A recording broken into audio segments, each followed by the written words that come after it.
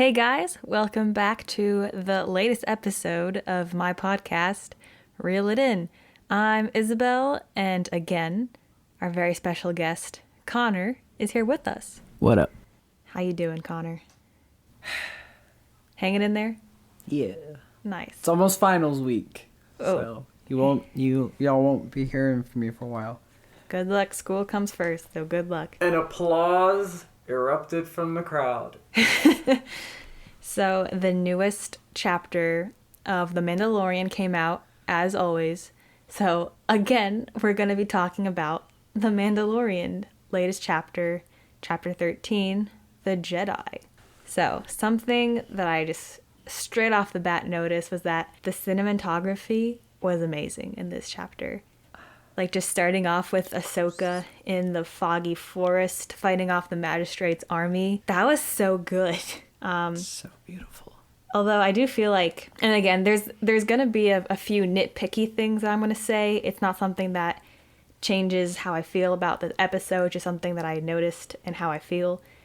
I feel like the introduction for Ahsoka, because Ahsoka, for people who have watched the Clone Wars and Rebels, is it's probably their favorite character. So I feel like the reveal of her at the very beginning, it kind of lacked suspense that I wanted into seeing her. You agree?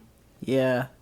I mean, like, we were talking about this earlier. There are certain things that, like, you expect to happen, that you know are going to happen, but it's still nice to kind of be led on a little bit. And, like, I wanted what I like to mark it as my Grinch smile. Like, I wanted it to just very slowly curl all the way up past my ears and from the top of my head to just curl over. You know, I wanted to have my little Grinch moment and then see her and be just so overwhelmed. But it was just like, boom, Ahsoka. Here she is, like front and center. Like, I hadn't even finished, like, inhaling yet. And so when it kind of just sounded like I hiccuped her name. Yeah, because then you see a bunch of blaster fire, and then all of a sudden there's these two white sabers, and you're like, oh, there she is. Yep. Yeah, you know, Ahsoka, in this live action, will probably be one of the most studied characters, because I feel like everyone is looking for something to be either wrong, or just because they like Ahsoka and they want the portrayal of her to be accurate. I think for the most part, not.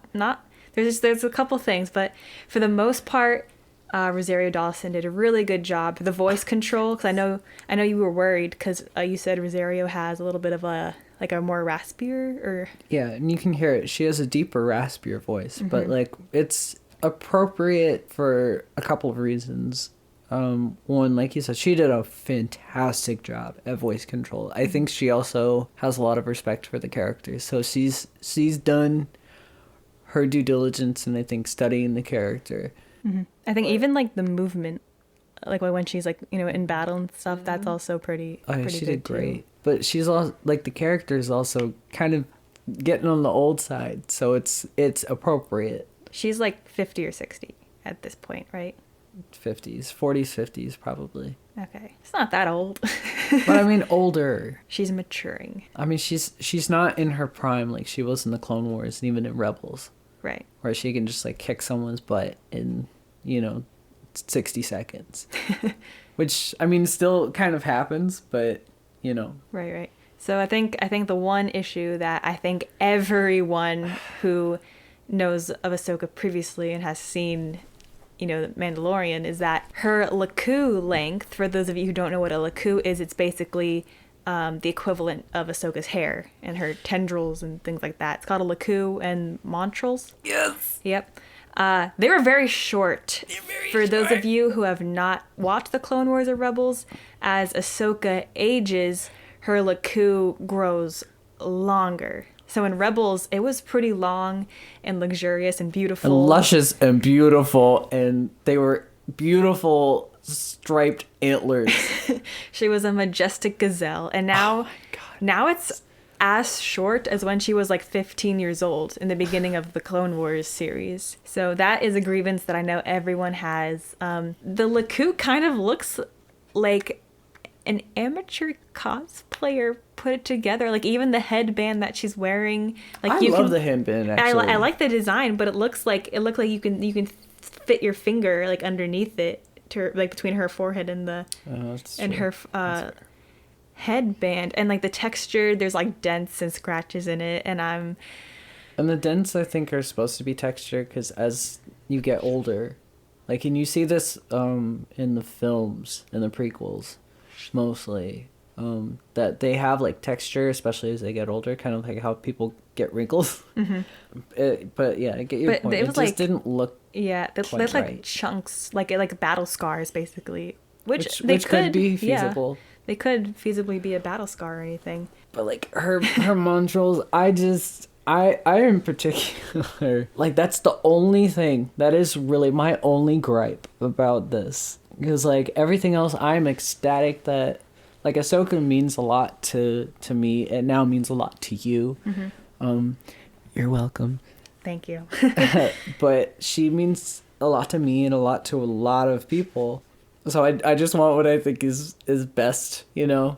And, like, with her antlers, they were antlers and they were so beautiful. It's just kind of jarring, but like everything else is so amazing. I'm ecstatic that she's getting this live action debut. I'm very overwhelmed by the reception. Like it's pretty overwhelmingly positive. Yeah, which is it's unusual for the Star Wars community. Yeah, and also because, and this is not like, I'm not trying to be like feminist or anything, but as a female character, it's even more unusual that she gets such a great rep. Yeah. Even when as she progressed through the Clone Wars and Rebels, like she was gaining all of this, you know, positive feedback too. Yeah. Maybe not the very beginning when she first showed up, but definitely as she progressed. She had her haters in the beginning, trust me. Like you weren't there for it, I was. She had her haters, and Ashley Eckstein, the voice actress of Ahsoka originally,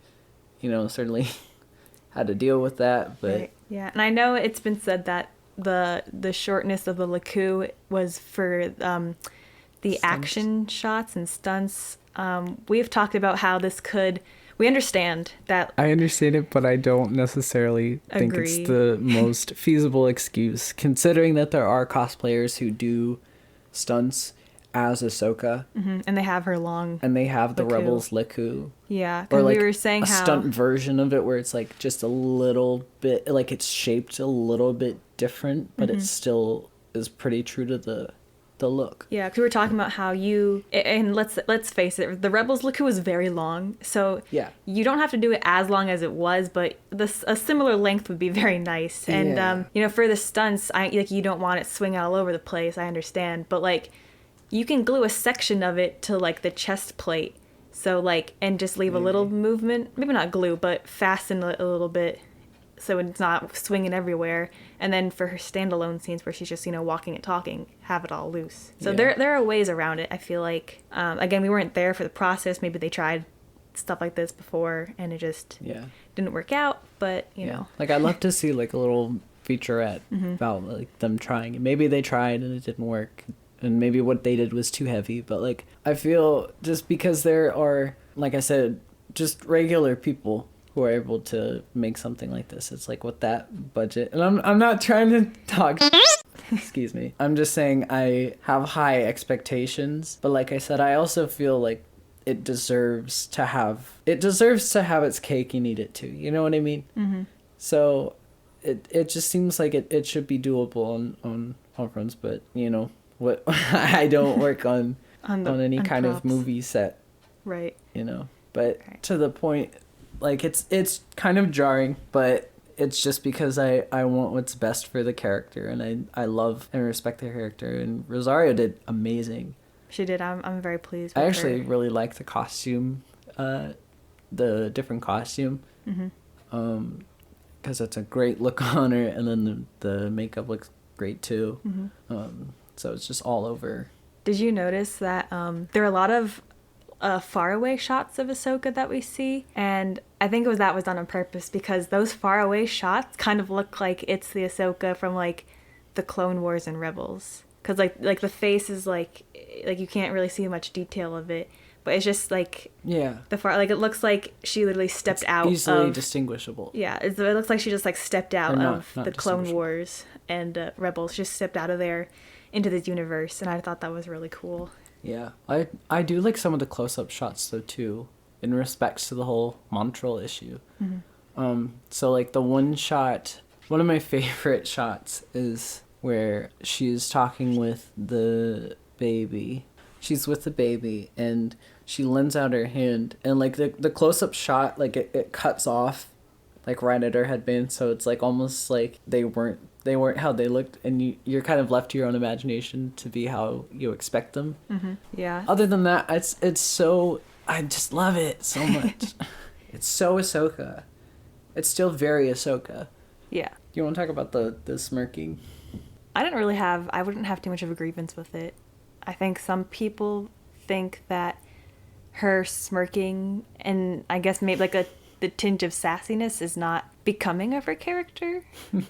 But But it very much is. I mean, she was Snips for 5 Years. seasons.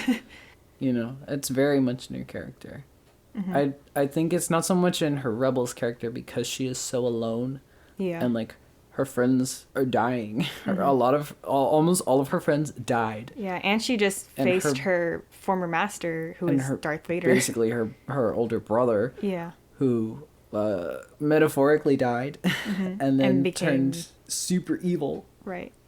So I feel like this is a less saddening time for her because she's been able to look past it. And Well, she's not like alone because if you guys didn't notice, I implore you to rewatch the episode, and when Mando is going to go find Ahsoka in the forest, keep your eyes out on those trees because we see a familiar character, Mirai, if you watched Rebels and the Clone Wars. Mirai is her owl companion, who was once the daughter, and the daughter is an embodiment gods. of the light side of the Force, basically. You You should watch hear the a Clone lot. Wars. Yeah, and then so she's not by herself. Like she has her companion, and I'll talk about that at the end because there's something I wanted to mention that I think could have actually been improved. But anyways, moving on. If you guys remember my very first video, I made a theory about a lightsaber being made. Do I think that's going to happen since we're more than halfway through? Maybe not, but we did see that metal knob that Baby Yoda likes to play with again, and I thought that would be like the pommel or the hilt, like the very bottom of the hilt. it's thumbnail sized. The bobble? The screw, The knob. the knob. Yeah. It's thumb sized. Thumbnail sized. Oh, well, I was looking out for scraps of metal and it was there, so whatever. Maybe it's the activation button. I don't know. Maybe, I don't know. But it was there and I was like, ooh, lightsaber? Maybe not. Who knows? Speaking of theories, in terms of theories, we're not too proud to admit that we were wrong. And we find out Baby Yoda, who has now been named as Grogu, he's not a Strandcast baby. I'm actually not upset. I'm not upset either. I feel like there was too much Strandcasting going on. I'm ashamed that I gave in to the dark side a little bit. You know, as I've said, and as Sam and Dave have said before, that fans tend to give in to the dark side tendencies. And I admit that I did that. So I'm not upset that my theory was wrong. I'm upset that I gave in to theorizing so much that I was like, yes, this is what it is. But it's like, is it though? Going back to the Beskar that you talked about, we see Mando and Grogu. They're heading to Corvus, which is the forested planet. And basically when he gets there, he finds this desolate town that's being, I suppose, dictated by someone called the Magistrate. And the Magistrate demands to see Mando when he gets there.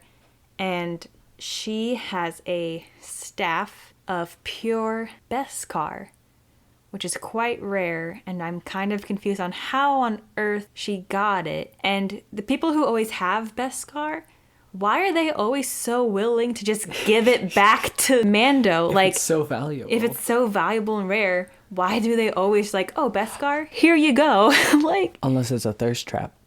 a what trap? Unless it's like a thirst trap but for Beskar. Because if he's covered in it, they're like, if we can lure him in, Remember he tried to feed Baby or Grogu. Grogu to the he threw Grogu in the weird like Loch Ness monster thing in chapter 11. He was like, the best car is ours. So I feel it's all a thirst trap. Maybe, but she actually just like gave it to him as payment for a job. But I suppose I did say Beskar could be used for the lightsaber if it is a thing that's going to be constructed. So that could also be, because what's he going to do with a staff? You know, he already has his long gun and his other two guns. Well, think about this. He's not force sensitive, so he can't construct his own lightsaber. Ahsoka, at the end of this, to my kind of thoughts originally, I can't train him. Mm-hmm. So for, other reasons that I didn't think of, but, it makes more sense. But it like the essence of it is still kind of there, where she takes a back seat because she has her own motives. Mm-hmm. Like she didn't go seeking out the Mandalorian. The Mandalorian went seeking out Ahsoka. Right. So she has her own motives. But as you saw in the duel with Ahsoka, it stands up pretty well against lightsaber strikes or dark saber strikes. Mm. So maybe he doesn't construct his own lightsaber, but he has a weapon that can at least defend himself against Moff Gideon. Ooh. As well as his armor as a whole. Very true. Probably to a certain extent. Right. I know that the dark saber is supposed to be a bit more powerful than regular lightsabers, but we'll see how that comes to fruition. So speaking of Grogu, we find out that Ahsoka is able to communicate with him through the Force, and we find out that he was on Coruscant at the Jedi Temple when Order 66 happened. So that's how we find out he's not strand cast. A couple things in that, because when I first heard that, I was a little bit confused, I think, in the timeline of it all. I kind of forgot that he was like 50 years old when we see him now. So how old would he be then if he was there during Order 66? 30? 30. 20, because there was about 20 years between the end of the Clone Wars and the beginning of the height, I should say, of the Galactic Civil War. Mm-hmm. Mid-20s probably, because this is 6 years after Return of the Jedi. The Galactic Civil War officially took, I think, 3 years. Okay. I could be wrong, but approximately mid-20s-ish, 30s. Okay, so he is probably So he's still developmentally, he's still a baby, he's though. Still a baby. Yeah. So I guess my next comment was that it says that many masters have trained him, but shouldn't there just be the one master? Master and apprentice kind of thing? Because he's a unique species. I remember Ahsoka was like, I only knew one of his kind, a Grand Master named Yoda. I have another comment on that, but I'll let you finish. Sure.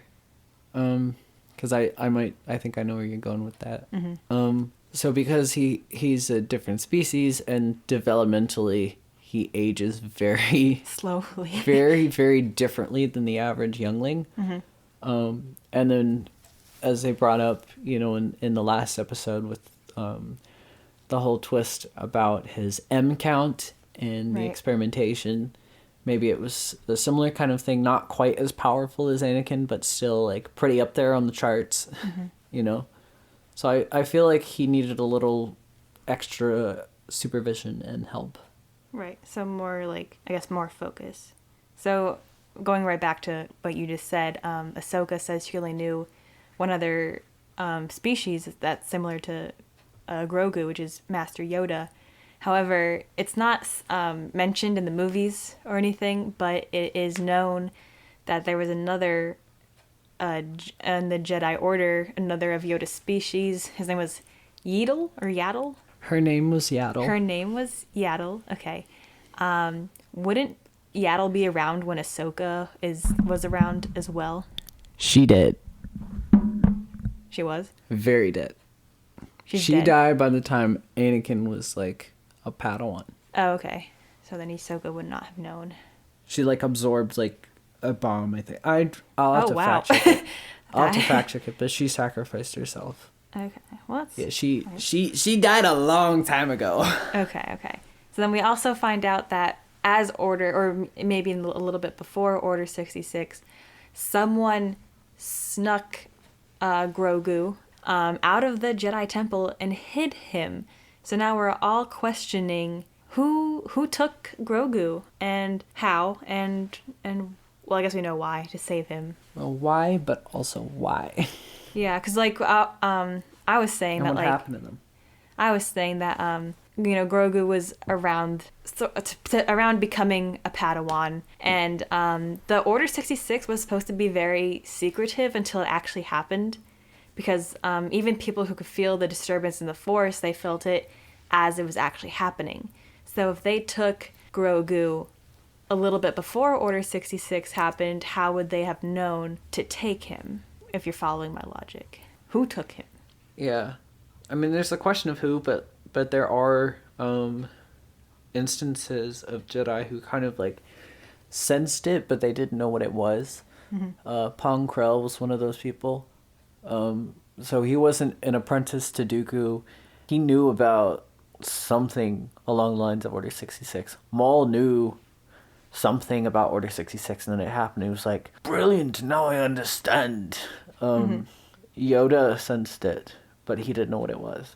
Even though it was, I mean, it's clear to us, but it was pretty apparent, but he couldn't quite believe it, I don't think. But there were like a couple of Jedi who kind of sensed it happening, but just couldn't make out what it was.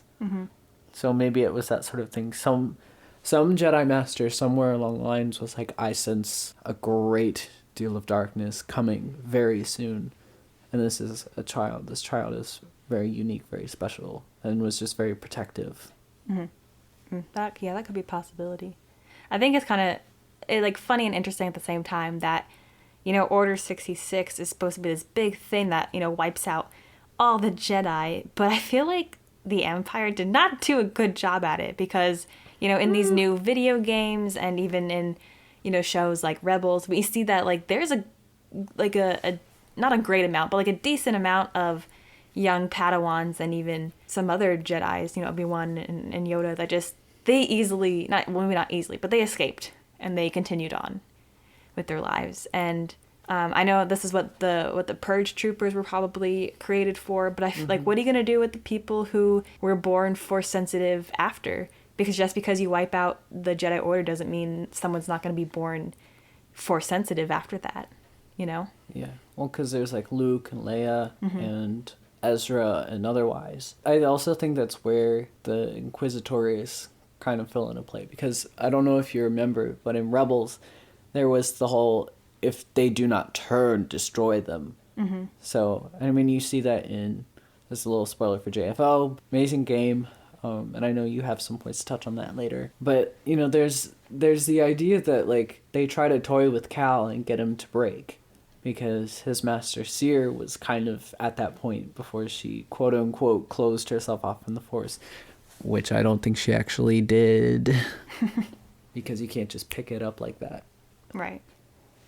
I think it was more just letting his abilities fade, kind of like what Ahsoka was suggesting to do with Grogu, with the whole dark side energy, and the Jedi Knight comes to him when he sets him on that stone, the Seeing Stone on Tython. Yeah, because the reason why Tython is because Ahsoka cannot teach Grogu, because she senses a lot of fear in Grogu, and it reminds her of her former master, Anakin Skywalker, who her, and I'm sure many others, idolized. He was one of the best Jedi Knights in the Jedi Order, and for the dark side to be able to corrupt him, I think, was a really, really hard blow on her, because he was basically her older brother in every other sense but blood. I had an interesting thought about the fear in Grogu, because, as I just said, it referenced how it corrupted Anakin. And I'm thinking, depending on the storyline for future, maybe we could have like a similar storyline for Grogu, where he is able to overcome it and he doesn't, turn to the dark side. And the reason, or like the root of this fear in Grogu, is his attachment, and also because the Empire, the old Empire, has been hunting him for quite a number of years. So he's obviously frightened of them. And I kind of want to go back to the prequels a little bit and talk about Qui-Gon. Because there's a reason why Qui-Gon wasn't a Jedi Master on the Council. And I'm going to quote Dave Filoni, actually. So maybe not word for word, but what I'm about to say mostly comes from him. So, oh my God, I'm like out of breath. Sorry. So for attachment, Qui-Gon understands that to be able to use the Force, it's okay for a Jedi to have feelings and, emotions and not be corrupted by them. Because he knew that when he first met Anakin, who was already attached and, fearful for his mother, because, he loves his mother. So he knew that he could be like a parental father figure for Anakin. Because, when Anakin was discovered, he was already too old and he couldn't unlearn, the attachment and fear that he had. So instead of dwelling on the future, because Anakin just kept trying to change the future and kept making these wrong decisions, Qui-Gon believed that a Jedi should focus only on the Force and that let the Force guide you through the present and try not to seek out the future. And Count Dooku, who was Qui-Gon's master, taught him to use fear as a good thing, to confront it. Did that make any sense? Did you get what I was trying to say? To kind of summarize that up in a nice Spark Notes kind of bow. Again, this is coming from Dave's understanding of Qui-Gon, but instead of dwelling on suppressing your emotions, it's better to just kind of let in the Force and let it guide you. Otherwise, you're going, for the same reasons that the Jedi fell and didn't succeed the way that they could have and arguably should have. It's because they fell into this whole dogma of suppress your emotions. It's not the Jedi way. Yet they ironically say that compassion and unconditional love, is encouraged, as Anakin says, and to explaining it to Padme. So instead of his fear because of what he's gone through, probably also because of his age and his development, it's understandable, but it's also normal. And to also kind of quote Ahsoka, and I think maybe it's not valid in this context, or maybe it's just something she forgot, but to defeat your enemy, you have to understand them. So you need to understand where some of these things come from in order to control them. So if True. there's one of two ways that it can go. Either he can just let it fade, as Ahsoka was recommending, which is probably the easiest way out, or they can do their best to identify the problem and surpass it. I think it's going to be harder, and that's, with development and in the way that things are going in the current state of things. In order to control it, you have to understand it. Yeah, I am very excited for the Tython planet. That is even if they get there, because I feel like Mando's known for making a bunch of pit stops on his way to places, and also there's 3 episodes left in the season. Yeah, but there's still that tracker on the Razor Crest from Moff Gideon. So will he make it there on time? Because he could be intercepted, or kidnapped, or laser beamed up, or whatever. I have a feeling we're gonna get a scene with Grogu or on top of the temple, and Mando having to defend him basically, so he can do what he has to do up there, and he's fighting off all Moff Gideon's minions if Moff Gideon doesn't come himself, which he might. Yeah.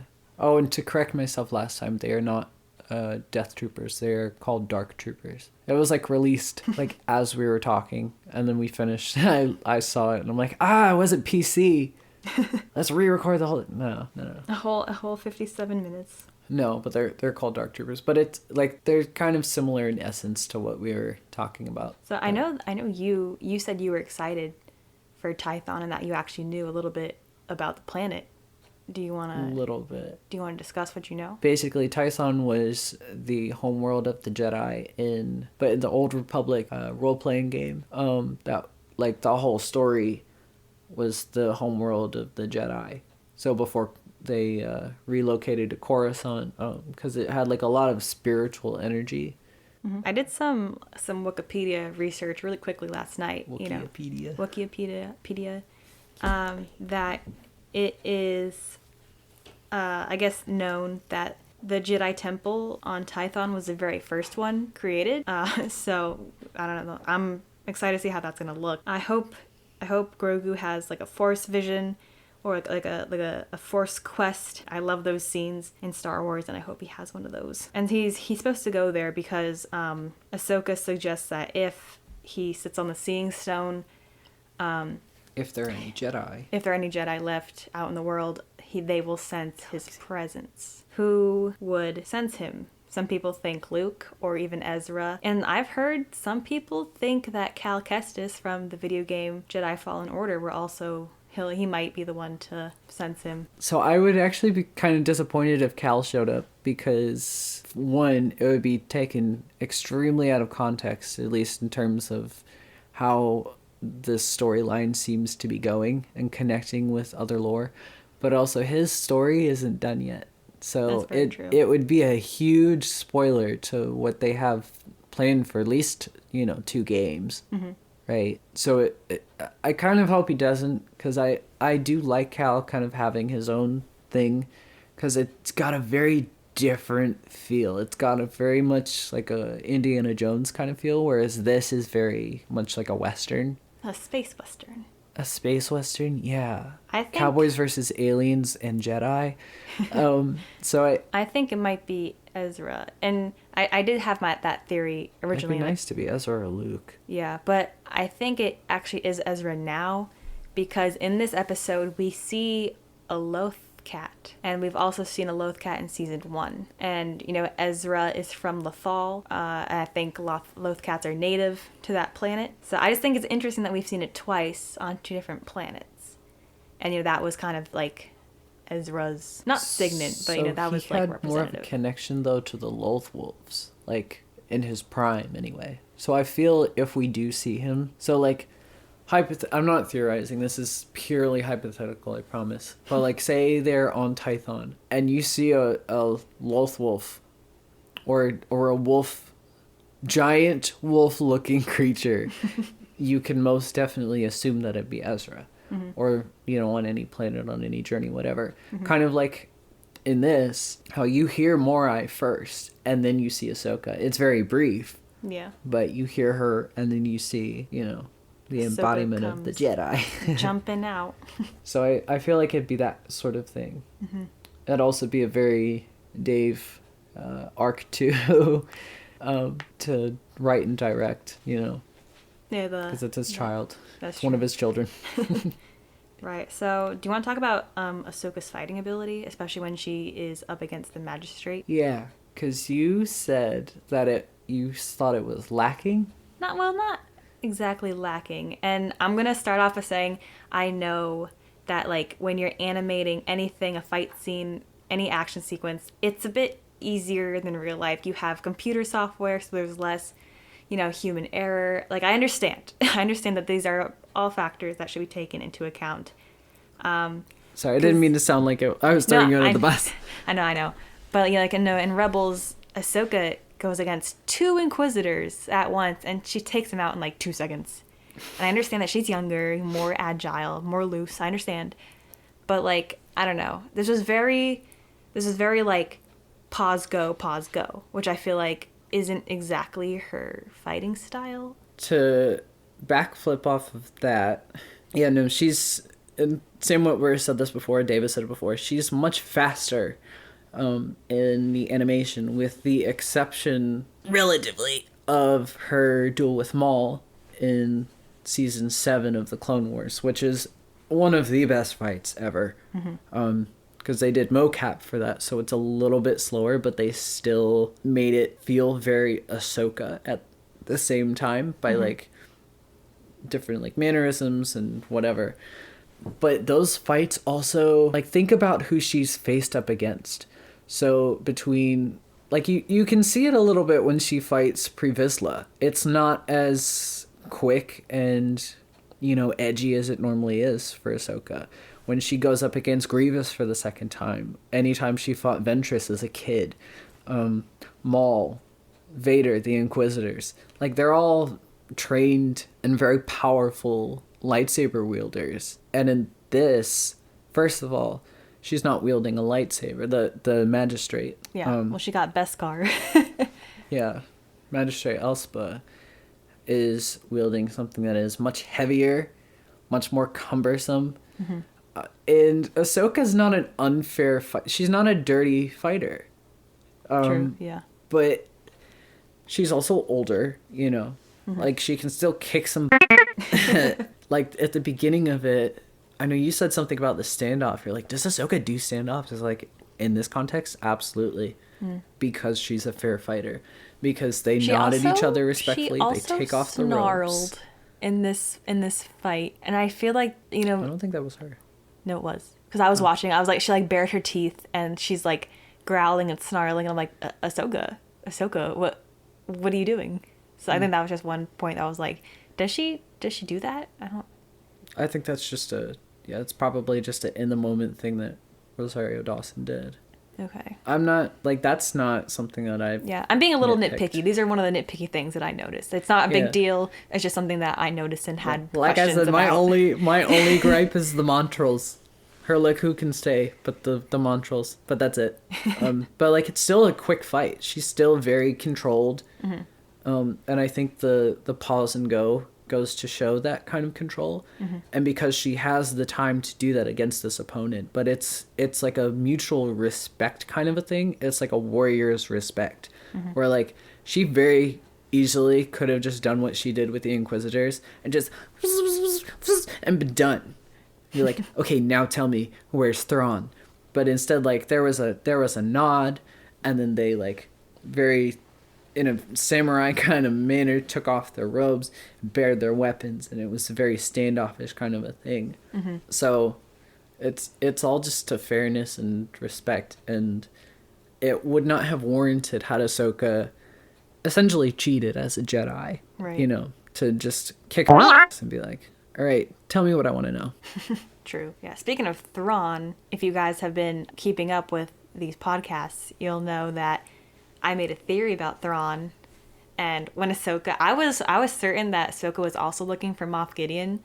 So like when she is like slowly saying, "Tell me where he is. Tell me where your master is." Like, yeah, tell her where Moff Gideon is, girl. Like, tell her. And then when she goes, where is your master Thrawn? And I was like, like, I freaked out because I'm never usually right. Like, my theories never really turned out to have much substance to them. But I was like, oh, maybe. So I was kind of excited because we know at the end of Rebels, Ahsoka and Sabine Wren are looking for Ezra. So that means where at the moment is Sabine, because she was not with Ahsoka. So maybe they got separated. Maybe they're following two different leads. Yeah, and they're like, okay, let's split up. You look for Ezra, I'll look for Thrawn. Mm-hmm.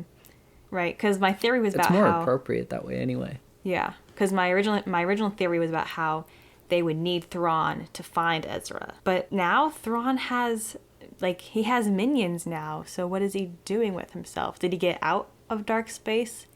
Because if he was in dark space, how would he be able to contact someone? Did he get out? Because the magistrate was basically his minion, you know? Unless it's more of in the same way that anyone who sympathizes the Empire is loyal to the Emperor even though he's dead. So it maybe not be like a present thing, but it's still like a past thing, and she acknowledges that he's still alive and is still doing his bidding. But it could be, you know, maybe he's feeding information from somewhere. I don't know. Maybe. Well, I feel like if that were the case, like... We shall see. She would do everything, like, in the name of the Emperor, but she's doing it for Thrawn. Or what we assume. Well, she's doing it for herself. So that's the other thing. So I think between her wealth and then her association with Thrawn is what feeds her wealth, and then she can seclude herself into this beautiful koi pond. Yeah. And at the center of this, you know, because she just treats her people poorly and doesn't care about them. I'm interested to see... I kind of subliminally knew that it was Thrawn, though. I was 100% being like, yeah, where's Moff Gideon, and why is Ahsoka looking for him? And then it was Thrawn, and I was like, oh, wow. Like, I wasn't surprised. Like, it was like... I wasn't surprised. I was happy, but... Like, I was like, oh, so she is still looking for Thrawn. I think I said that out loud when she said it. Oh. It's not like... you know, it's surprising, but it's like somehow I always knew. I'm interested to see if Moff Gideon might also be looking for Thrawn, or if Thrawn, finding out about Moff Gideon, offers to join him. Or if they don't like each other.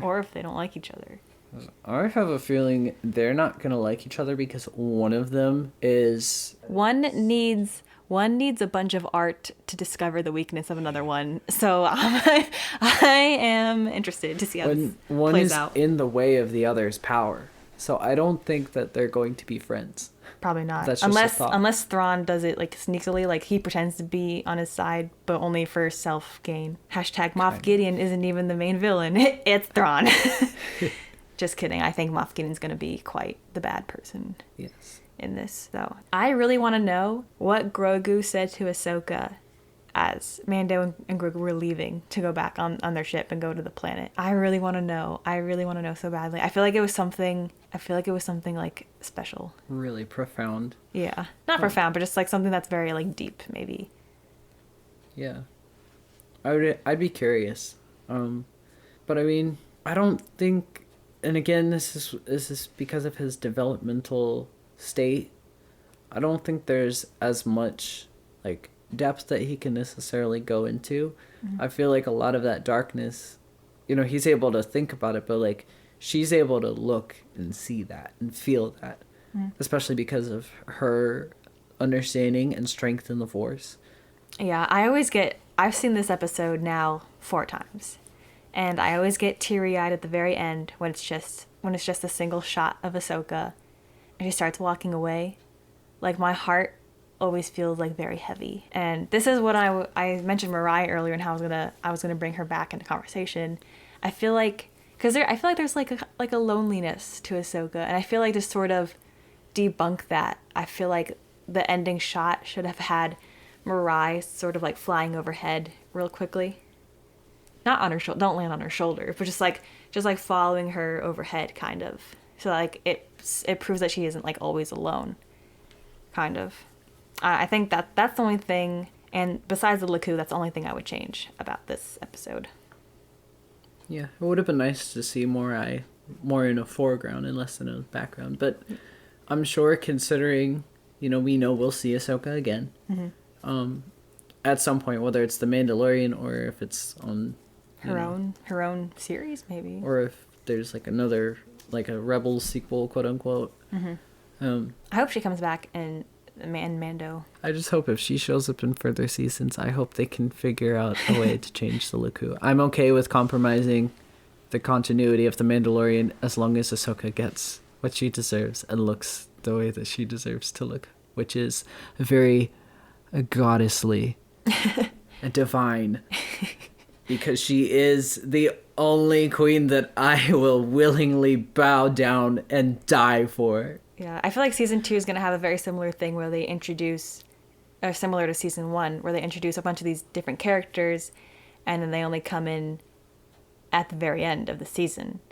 Which, this is going to be like my last comment about it. I find it a little frustrating because I know that this is called The Mandalorian, but it literally is just The Mandalorian. Like, all these other co-stars who are supposed to be prominent, they're only in maybe 2-3 episodes per season, which I find a little frustrating. Yeah, so like Kara and Grief Karga, I think definitely should come back as like I liked season 1 having those supporting characters who were like there for a lot of it, and I was hoping there would be more of it. Mm-hmm. And the way that it was marketed, I was thinking there was going to be more of it, which I understand is to also divert from expectations, which is, you know, Ahsoka's going to come back and Ezra's going to come back and there's going to be this and there's going to be that and all these other like theories that people like to throw out, and, you know, given to those dark side tendencies, they try to push them away from that. Yeah.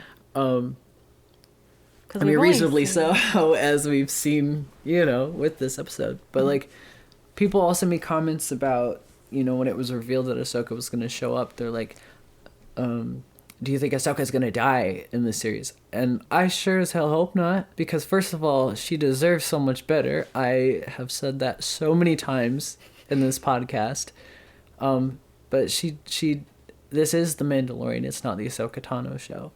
She's probably, I could be wrong, but she's probably not a frequently reoccurring character. I feel like she may be here for this one or maybe a couple others to segue onto a different story. But I don't think it would be at all appropriate for her to die in this series. And like some other people have made some pretty good points, and it's like this character has been treated probably the best out of any Star Wars character to date. So I just feel like they should really, you know, end her on a high note where they can. And The Mandalorian, I don't think, is that high note. I do think we might see her again, because as of right now, we have about 3 different storylines that have to converge at some point. We have Bo-Katan and her quest to reclaim the Darksaber. We have Grogu and his Force abilities and what looks like a cloning facility using his DNA. And then we have Ahsoka, who is looking for Thrawn and Ezra. So we have these 3 major plot lines, and eventually I feel like they're going to have to converge. So we might, maybe not this season, but we will probably be seeing these characters again in the future. And don't forget about the Resistance and the New Republic. Oh yes, and the New Republic. Which people keep forgetting about. Yeah, well, I that's like a side plot at the moment. It might become a major plot later on, but right now it's a little side plot. At least to me it is. I mean, yeah. It kind of is. Like, it's not in the forefront, but it's definitely something that I think should be noted and people shouldn't forget and accuse other episodes of being filler. And it's like, hey, I know this wasn't in the foreground, but this is still very important. You are very against people saying episode 2 is a filler episode. Well, yeah, because it's important. And Yeah. I wish that I could appreciate it. Like, aesthetically, I just... So spiders, man. Yeah. If it was bears, I would have been fine. If it was snakes, I would have been fine. I have no quarrel with snakes.